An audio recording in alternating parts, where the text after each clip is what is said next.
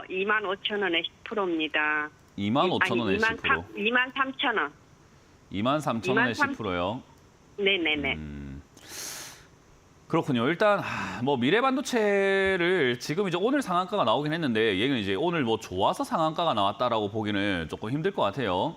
뭐 이 기업이 정말 좋은 기업이라 가지고 또는 뭔가 호재가 있어서 올라왔다고 조금 보기에는 조금 힘들 것 같고 지금 이제 오늘 시장이 반등이 좀 나갔어요. 어제, 그제, 뭐 화요일 해갖고 화수, 목, 금에서 일단 반등이 좀 나와주다 보니까 그 시장 반등세에 좀 힘입어가지고 낙폭이 크기도 했고 그러니까 많이 떨어졌다라는 거예요. 많이 떨어지기도 했고 오늘도 신규 상장주 위주로 좀 급등이 좀 많이 나왔어요. 그러니까 신규 상장주, 품절주 이런 기업들 위주로 많이 올라왔거든요. 얘들의 특징이 뭐냐면 신규 상장주들이 일단 주식이 많이 없어요. 그래서 사실 신규 상장주이긴 하지만은 따지고 본다면 품절주라고 부릅니다. 주식 수가 많이 없다라는 거예요. 그래서 주식 수가 많이 없다라는 것을 우리가 어떻게 이용할 수 있냐면은 세력들 입장에서는 이렇게 이용할 수 있습니다. 지금 이 회사가 1,400만 주 주식이 발행이 되어 있는데 1,000만 주 정도가 지금 묶여 있어요. 대주주 73% 이중으로 이렇게 묶여 있는 기업이거든요. 그래서 유통되고 있는 주식 수가 400만 주밖에 안 돼요.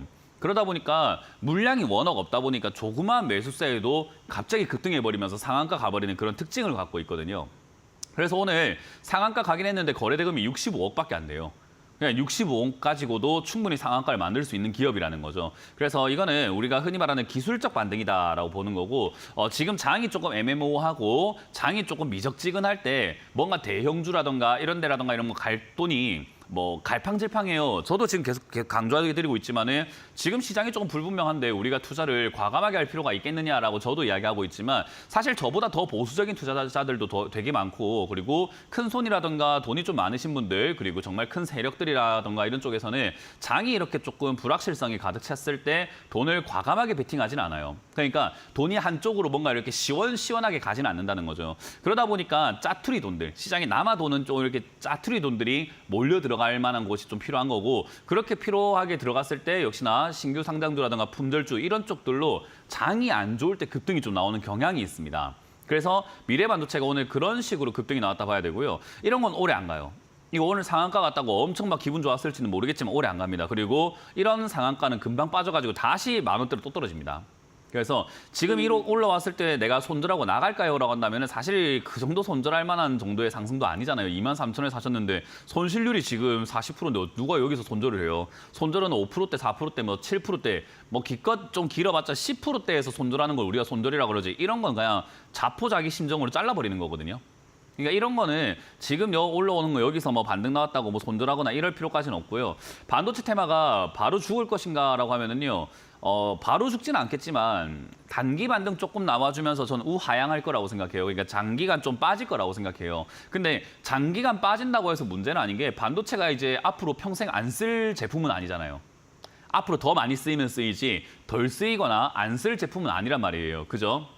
그래서 네. 저는 이렇게 된 김에 어쩔 수 없이 저는 그러니까 반도체 관련주는 안 사는 게 제일 좋았는데 샀기 때문에 어쩔 수 없이 그냥 장기 투자로 가져가시는 게 좀 좋을 것 같아요. 특히나 이 신규 상장주로 3년 정도까지는 바닥을 안 잡기 때문에 바닥을 잡으려면 3년 정도 걸리거든요. 그래서 3년 동안 내려가게가 내버려 두시다가 추가 매수할 자금을 내 계좌 내에서 또는 다른 종목을 잘 정리해가지고 마련한 다음에 얘를 나중에 좀 과감하게 뭐 5,000원이 되었든 7,000원이 되었든 3,000원이 되었든 그건 중요하지 않습니다.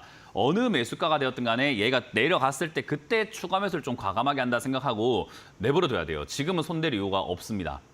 이거는 아까 말씀드린 것처럼 장이 안 좋을 때 생기는 그냥 해프닝에 해당되는 종목이다 보니까 굳이 뭐 추가 매수할 이유도 없고 손절할 이유도 없고 그냥 냅두세요. 그냥. 예, 내부뒀는데 그러니까 오늘 갑자기 올라가지고 제가 전화 문의를 한번 해봤습니다. 네, 그래서 아까 이야기했잖아요. 던져놨는데. 아무 쓸모없는 상한가라고요. 방금 설명해드렸죠. 그러니까 뭔가 신났거나 뭔가 놀랐거나 했을 수 있는데 아유 신경 쓰지 말라고요. 앞으로도 이런 일이 많을 건데 그냥 무시하고 있다가 바닥 잡을 때까지 한 3년 정도 걸리니까 2023년에 상장을 했으니까 2026년이나 돼서 이제 바닥을 잡을 가능성이 높다라는 거예요. 그러니까 그때까지 그냥 내버려 둘 줄 알아야 돼요. 그 안에 내가 올라왔을 때 뭐 어쩔까 내려갔을 때 어쩔까 하면 비중만 커지고 일은 커지게 되고 더 이상 해결이 안 되게 됩니다. 그러니까 최대한 지금 여기 비중 10%에 대해서 내버려둬야 돼요. 그래야지 나중에 정말 좋은 매수 자리가 왔거나 추가 매수할 타이밍이 왔을 때 뭔가 할 수 있지. 지금 뭘 하겠다고 추가 매수하고 손절 아우 생각만 해도 머리가 벌써 아픈데요 저는. 그러니까 일을 키우지 말자 이겁니다. 네, 그래서 이건 내버려 두시길 바라겠고 일단 제가 봤을 때 한 1년 정도 안에는 바닥이 잡힐 것 같거든요. 1년 정도 뒤, 그러니까 내년 한 여름쯤이면 바닥이 잡혀 있을 것 같아요. 그러니까 그때쯤에 뭘 하겠다 생각하고 이거는 그냥 보지 말자, 외면하자라는 의견을 드리고요. 순들주기 때문에 이상급등 현상이 나와가지고 갑자기 막 이렇게 3만 원까지 갑자기 치고 올라간다면 걱정할 거 없죠. 바로 본전 팔면 되니까, 그죠? 네. 그래서 그런 올라오는 건 신경 쓰지 말고 일단은 그렇게 이상급등이 나오지 않는다면은 말씀드린 것처럼 여유를 좀 가지고 내년 한 여름쯤이나 돼서 그때 한번 다시 들여다보자라는 전략을 드려봅니다.